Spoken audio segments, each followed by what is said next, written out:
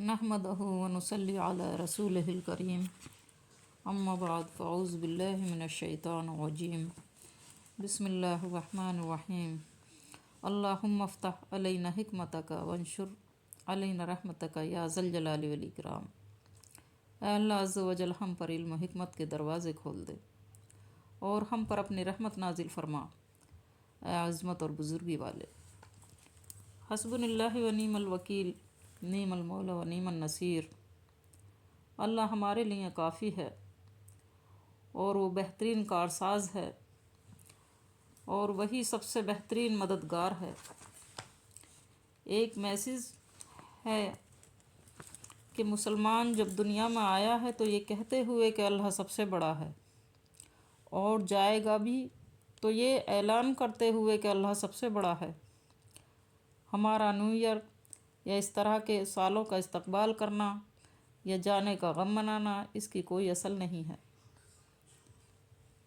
یہ آیت ہے سورہ والضحیٰ۔ والضحیٰ رب تعالیٰ قسم یاد فرما رہا ہے اس چاشت کے وقت کی قسم جو محبوب کے چہرے کی طرح چمکتا ہے۔ واللیل اذا سجا، اس رات کی سیاہی کی قسم جو محبوب کے زلفوں کی طرح ہے۔ ما ودعک ربک وما قلی، اے محبوب آپ کے رب نے نہ آپ کو چھوڑا ہے نہ کچھ کم کیا ہے۔ وللآخرۃ خیر لک من الاولی، اے محبوب آپ کی ہر آنے والی گھڑی پچھلی گھڑی سے بہتر ہے۔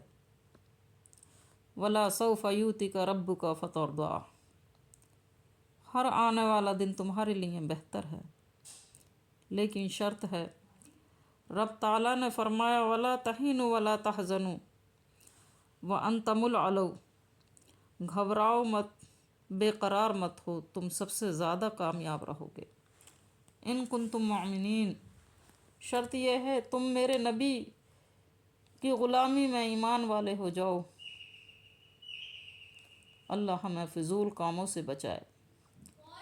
اب میں آپ کو پہلے پارے کا پہلا ترجمہ و تفسیر سناتی ہوں، دھیان سے سنیں۔ الف لام میم، ذالک الکتاب لا ریب فیہ ھدی للمتقین الذین یؤمنون بالغیب ویقیمون الصلاۃ ومما رزقناہم ینفقون۔ اس کتاب کے اللہ کی کتاب ہونے میں کوئی شک نہیں، پرہیزگاروں کو راہ دکھانے والی ہے۔ جو لوگ غیب پر ایمان لاتے ہیں اور نماز کو قائم رکھتے ہیں اور ہمارے دیے ہوئے مال میں سے خرچ کرتے ہیں۔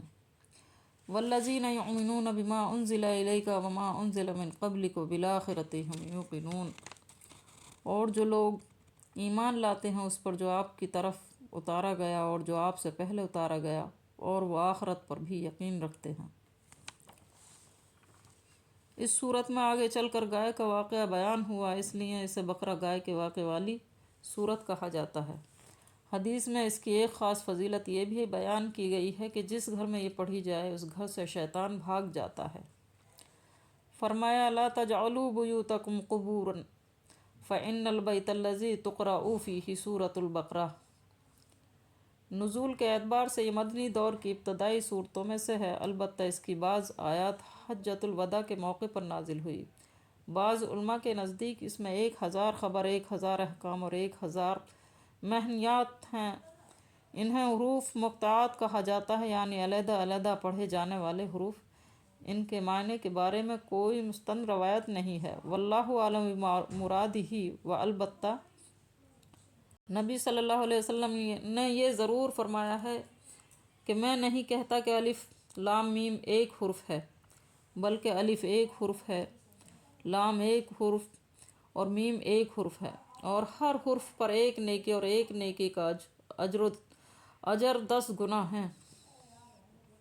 اس کے منزل من اللہ ہونے میں کوئی شبہ نہیں، جیسا کہ دوسرے مقام پر ہے تنزیل الکتاب لا ریب فیہ من رب العالمین۔ بعض علماء نے کہا ہے کہ یہ خبر منبنی ہے، ای لا ترتبوا فی، اس میں شک نہ کرو۔ علاوہ ازیں اس میں جو واقعات بیان کیے گئے ہیں، ان کی صداقت میں جو احکام و مسائل بیان کیے گئے ہیں، ان سے انسانیت کی فلاح و نجات وابستہ ہونے میں اور جو عقائد توحید و رسالت اور معاد کے بارے میں بیان کیے گئے ہیں ان کے برحق ہونے میں کوئی شک نہیں۔ ویسے تو یہ کتاب الہی تمام انسانوں کی ہدایت و رہنمائی کے لیے نازل ہوئی ہے، لیکن اس چشم فیض سے سیراب صرف وہی لوگ ہوں گے جو آب حیات کے متلاشی اور خوف الہی سے سرشار ہوں گے، جن کے دل میں مرنے کے بعد اللہ کی بارگاہ میں کھڑے ہو کر جواب وحی کا احساس اور اس کی فکر ہی نہیں، جن کے اندر ہدایت کی طلب یا گمراہی سے بچنے کا جذبہ ہی نہیں ہوگا، تو انہیں ہدایت کہاں سے اور کیوں کر حاصل ہو سکتی ہے۔